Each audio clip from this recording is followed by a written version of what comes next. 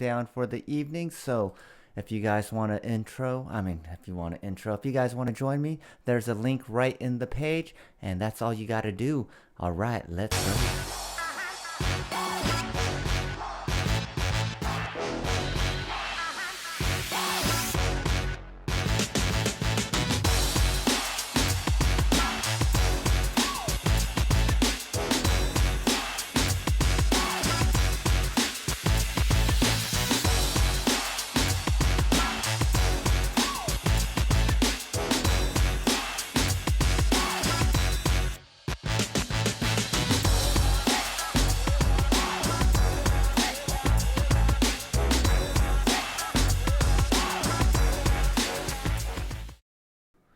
Oh, hey, what's up, everybody? It is Sabo Shen, and it is Saturday night. I hope everyone is doing all right.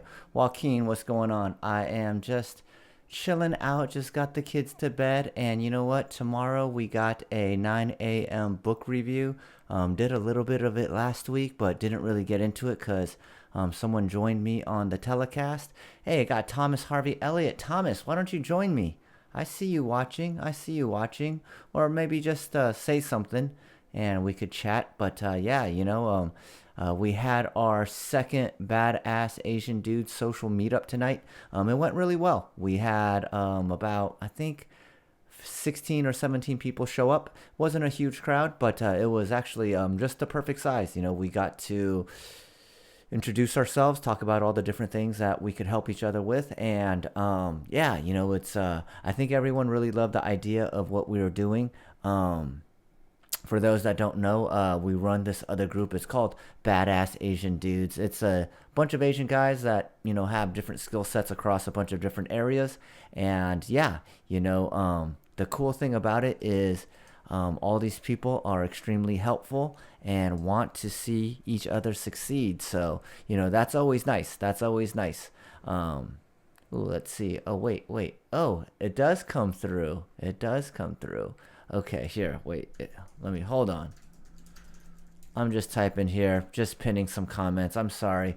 I'm running the studio stream on a few different channels right now, and we're doing our best. We're doing our best here. So yeah, if you guys want to join, whoops, haha, sorry, this is the link right here. There's a link if you guys want to join me. Whoever's watching out there, yes.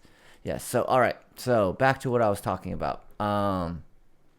The community that we're creating is really nice because I think for this background's distracting me. Sorry, guys. Let's go to the beach. It's my favorite one. All right. Yes. So obviously, it is very hard to meet up in person right now, and humans are very social creatures. So how can we meet up? Well, there's only a few different ways we can meet up, and I think Zoom and these virtual meetups is one of the best ways. So we've been gathering people from all over America. Actually, we had people from the UK, from Korea, I think someone from Japan as well. They all showed up, and it was really cool to interact with everyone there. So, this is really cool. This is really cool. Yes. Oh man, it's coming through all the different. Yeah, sorry guys. I'm just happy because I set up this system here to do some live broadcasting, and it's actually working out pretty good. I'm broadcasting to Facebook, Twitch, and YouTube all at once. So I think I could get comments from all those different areas. So you know what? Did a lot of talking but didn't say much. So I think it's time to do what a lot of people here know me for, which is, oh, look at that. That's weird. You could see right through that. It was very strange. But this right here are what we like to call diamonds. Diamonds are THCA crystalline. So if you guys are not familiar, there's an extraction process where you take the flower, you use a solvent, usually some sort of pressurized gas like butane, hexane, or CO2, and you utilize that pressurized gas to separate the active cannabinoids from the plant into this really beautiful little I don't want to call it sludge, but diamonds. So the diamonds are probably over 99% THCA crystalline, really tasty stuff. And my boy Thomas, he has to go to bed. He's got to be up at 4 a.m. He must be a man of God, because only a man of God would be up that early on a Sunday.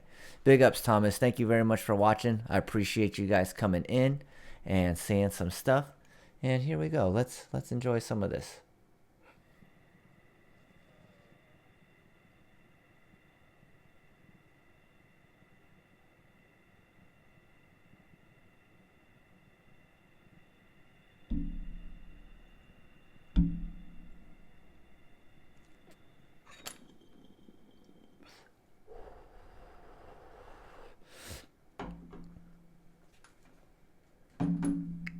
All right. So, okay. So during today's meetup, we talked about a lot of interesting things. And hold up, let me turn on my.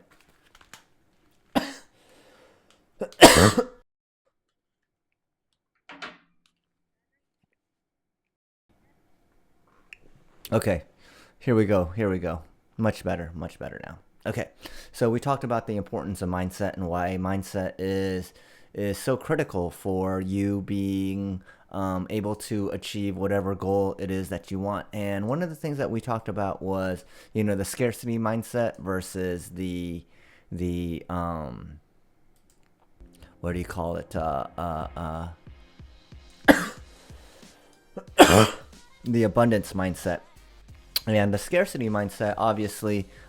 Hey, I was actually curious. Is this music distracting in the background? It's nice to have a little bit of just music going off in the background. But anyway, so the scarcity mindset is one of resource hoarding. The abundance mindset is one that, you very much believe that you have more things coming into your life, so you don't have to hoard them, meaning that, many times when you get a paycheck, you want to save it, or you have a new toy, you want to be, you don't want anyone to touch it, or, for example, like when I got my Oculus Quest, I was the only one that, I wanted me to be the only one, like, touching that, I didn't want anyone to be messing around with it. So anyways, my whole point here is having the proper mindset will really help you achieve whatever it is you want to achieve, because those that think they do and those that think they cannot, both of those guys are usually right. When you go into something thinking that you're going to fail, well, I think there's a very, very high probability that you're going to fail.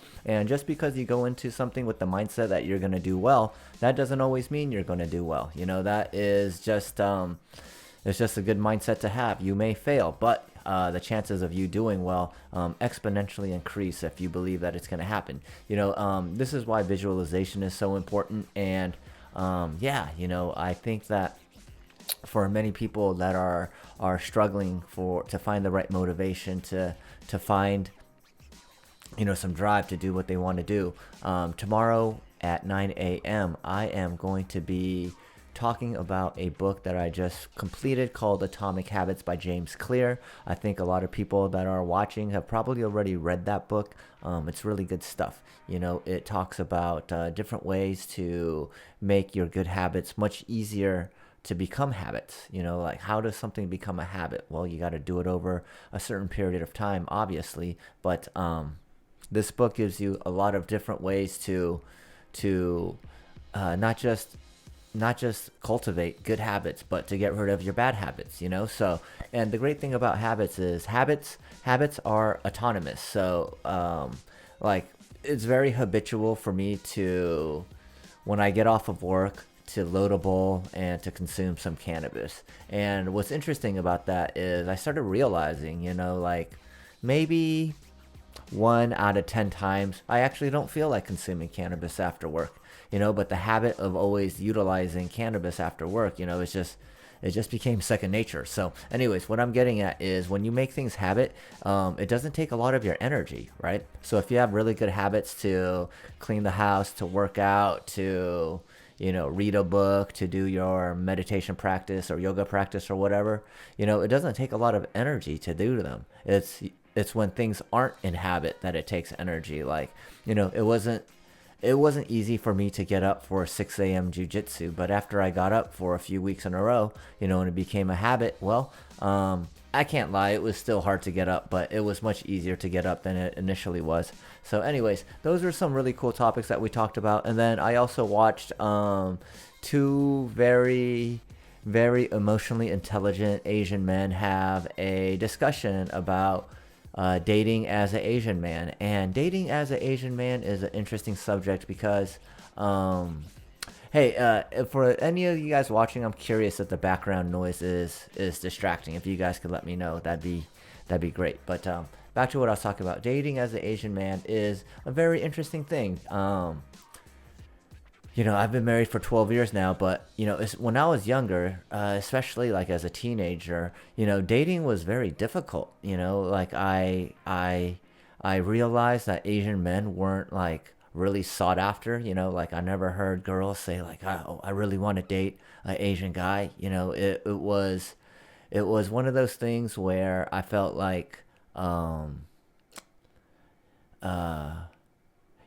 would just have to wait for everybody to take their first pick, and then I would be able to to basically date whoever was left over. And as I grew older, and grew more confident, it became easier. But I remember, yeah, as a kid, it was just, really difficult. So to hear these two men talk about some of the issues and, what is the positives of being an Asian male, what are some of the negatives and all the different perceptions, it was really refreshing, and to see two emotionally intelligent men go back and forth and build upon each other's concepts. I shared the link today, so if anyone wants to watch, feel free to check it out. It was really cool. So yeah, Saturday night was, or this whole week, it was, I can't lie, Monday through Friday was very, very busy. We have a lot to do, and we are launching a new brand in early June. It's called Burner Lab, BRNR Lab.com. It's going to be really, really dope products at affordable prices. The products are extremely deceptively advanced, so look out for that. So anyways, well, I didn't mean to go into a commercial. I'm sorry. Now I'm stoned. But the whole point of what I was telling you is that it was very fulfilling to work this hard. I'm going to go to bed, but I'm going to go to bed feeling like we'd had a good long week's worth of work. And yeah, really excited to show off what we're going to be doing next week. And on Monday, we're actually going to be dropping off a lot of meals for the dispensary workers. We're going to give away over 1,000 meals next week as our way. We call it the big payback. So it's actually an old James Brown song, and well, the cannabis industry, it's had its shares of ups and downs lately, and ultimately what we are going to do is we're going to give, like I said, 1,000 meals to the bud tenders, to the essential workers that are keeping this industry running, and that's our big thank you to the industry for allowing us to make money off of this industry. I mean, how dope is that? In high school and college, I dreamed of being able to be, I dreamed of a cannabis industry in high school and college, and I never thought that there would be one until I was probably 60. And here I am as a 43-year-old in the cannabis industry. So it's been pretty dope. Anyways, I'm going to go hang out with my wife now. It was fun. Take care, y'all.